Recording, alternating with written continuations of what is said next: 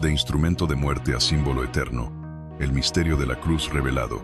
La cruz que nació en el horror, mucho antes de ser emblema de fe y esperanza. La cruz fue un símbolo de suplicio y escarnio. Su origen se remonta a civilizaciones anteriores al Imperio Romano, donde la ejecución por exposición en un madero se practicaba como castigo extremo.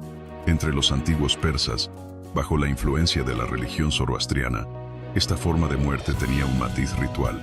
Como consideraban sagrados tanto el fuego como la tierra, no podían contaminar estos elementos con los cuerpos de los criminales.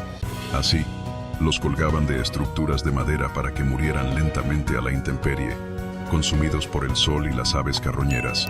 Esta práctica era una condena pública y deshumanizante, diseñada para borrar cualquier rastro de dignidad en el condenado. A través del tiempo, la cruz llegó al Mediterráneo. Alejandro Magno la utilizó para castigar ciudades rebeldes, y cartagineses y griegos también conocieron sus horrores. Pero fueron los romanos quienes perfeccionaron esta técnica como una advertencia brutal. Para ellos, crucificar no era solo ejecutar, era enviar un mensaje. Este es el destino de quien desafía el poder de Roma. En el siglo antes de Cristo, cuando Espartaco lideró una revuelta de esclavos, 6.000 hombres fueron crucificados a lo largo de la Vía Apia. Aquella línea de cuerpos colgados era más que una condena. Era una frontera de terror. La cruz se convirtió en la marca final de los considerados enemigos del orden imperial. Era pública, lenta, dolorosa y humillante. Este método era reservado para los peores: esclavos fugados, criminales peligrosos, enemigos políticos. Ciudadanos romanos no eran crucificados, por muy grave que fuera su crimen. El nivel de humillación era tal que la sola mención de la cruz causaba escalofríos. Era el fondo del abismo humano, la negación absoluta de todo honor. Y sin embargo, siglos más tarde, esa misma cruz sería alzada como estandarte de esperanza. Lo que era sinónimo de vergüenza, sería venerado como símbolo de salvación. ¿Cómo ocurrió esta transformación tan radical? ¿Cómo el peor de los castigos se convirtió en la promesa de vida eterna? Todo comenzó con un hombre clavado entre el cielo y la tierra, y un imperio que no comprendía que estaba presenciando el nacimiento de algo eterno, el símbolo secreto de los perseguidos. Durante los primeros siglos del cristianismo, la cruz aún no era un símbolo aceptado por los creyentes. Para una comunidad perseguida, hablar abiertamente de un instrumento de tortura romana era impensable. En su lugar, los cristianos utilizaron otros signos, más discretos y cargados de significado oculto. El más difundido de todos fue el pez. En apariencia, un dibujo sencillo, casi infantil, pero que encerraba una declaración de fe completa. En griego, las letras de la palabra pez formaban un acróstico: Iesus Christos Theou, yo soter, es decir, Jesucristo Hijo de Dios, el Salvador. Cuando dos personas se encontraban, una dibujaba una línea curva en el suelo. Si la otra completaba el símbolo del pez, sabían que compartían la misma fe. Era una contraseña visual que permitía reconocerse sin arriesgar la vida. En tiempos donde la delación era un peligro constante, este gesto simple podía significar refugio, comunión o muerte. La cruz, en cambio, seguía siendo el instrumento de ejecución de Jesús, algo aún demasiado cercano y doloroso para ser motivo de orgullo o proclamación pública. San Agustín de Hipona, uno de los grandes pensadores cristianos del siglo IV, explicaba que para los primeros creyentes la cruz no era símbolo de redención, sino de oprobio. Estaba asociada al crimen, al castigo, a la humillación. No podía ser mostrada sin recordar que era el final reservado a los traidores, a los esclavos, a los condenados. Era el madero de la derrota. Pero todo esto comenzaría a cambiar con la conversión de un emperador. En el año 313, Constantino el Grande promulgó el Edicto de Milán, legalizando el cristianismo en el Imperio Romano. Pero fue un año antes, durante la batalla del Puente Milvio, cuando su destino y el del cristianismo se entrelazaron para siempre. Según cuenta Eusebio de Cesarea, Constantino vio una visión en el cielo, una cruz luminosa y una voz que le decía: «Con este signo vencerás». Ordenó pintar el símbolo en los escudos de sus soldados. Ganó la batalla, y la cruz, hasta entonces oculta por miedo, comenzó su camino hacia el centro del poder y de la fe. La cruz como símbolo imperial y promesa celestial.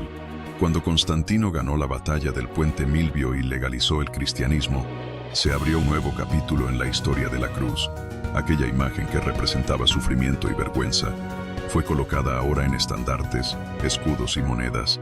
Sin embargo, el símbolo que utilizó inicialmente no fue la cruz como la conocemos hoy, sino el crismón, una combinación de las letras griegas G y Rho, que forman la primera parte del nombre de Cristo. Este monograma fue el emblema cristiano del nuevo imperio, marcando una transición entre el cristianismo clandestino y su institucionalización como religión del Estado. En los territorios orientales del imperio, especialmente en Egipto, esta transformación simbólica encontró un eco aún más profundo. Allí, los cristianos coptos comenzaron a utilizar una forma de cruz inspirada en el Ankh egipcio, antiguo signo de vida eterna. El Ankh, ligado a las creencias faraónicas, representaba la resurrección y la inmortalidad, y había estado asociado a Isis y Osiris, dioses relacionados con la muerte y el renacimiento. Esta semejanza gráfica entre el Ankh y la cruz cristiana permitió una fusión de tradiciones que facilitó la aceptación del nuevo símbolo. Los coptos, una de las comunidades cristianas más antiguas del mundo, no solo preservaron esta iconografía, sino que también ayudaron a estructurar la iglesia primitiva. Sus símbolos, como la cruz copta o el disco solar convertido en aureola, mostraban cómo el cristianismo supo integrarse en culturas preexistentes sin destruirlas, sino elevándolas a un nuevo significado. En esta visión, la cruz no era solo un recuerdo del martirio de Cristo, sino una promesa de vida eterna. Con la llegada del siglo V, cuando el Imperio Romano comenzaba a fragmentarse y el caos se apoderaba de Europa occidental, la cruz se convirtió en un faro de esperanza. A medida que el poder político se debilitaba, el poder espiritual emergía como la nueva fuente de unidad. Mientras los pueblos sufrían invasiones, enfermedades y hambre, el mensaje de la cruz ofrecía consuelo. El dolor tenía sentido, el sufrimiento podía ser redentor, y la muerte no era el final. Así, lo que fue una herramienta de ejecución se transformó en un puente hacia la eternidad. La cruz dejó de ser un instrumento de terror para convertirse en el símbolo universal de la salvación, de instrumento de muerte a camino de vida eterna. En el transcurso de los siglos, la cruz dejó atrás su asociación exclusiva con la tortura y el castigo. Se convirtió en la imagen más poderosa de la fe cristiana, no solo como recuerdo del sacrificio de Jesús, sino como la representación viva del amor redentor de Dios por la humanidad. En un mundo marcado por la injusticia y el dolor, la cruz comenzó a hablar un lenguaje diferente. Ya no era un emblema de derrota, sino el testimonio supremo de victoria espiritual. Quienes antes huían de su visión, ahora la alzaban en lo alto como estandarte de esperanza. Este cambio radical en el significado de la cruz solo fue posible gracias a una verdad fundamental. El que colgó de ese madero no fue un criminal, sino el Hijo de Dios. Jesús tomó el lugar de los culpables, transformó el castigo en redención y convirtió la muerte en el inicio de la vida eterna.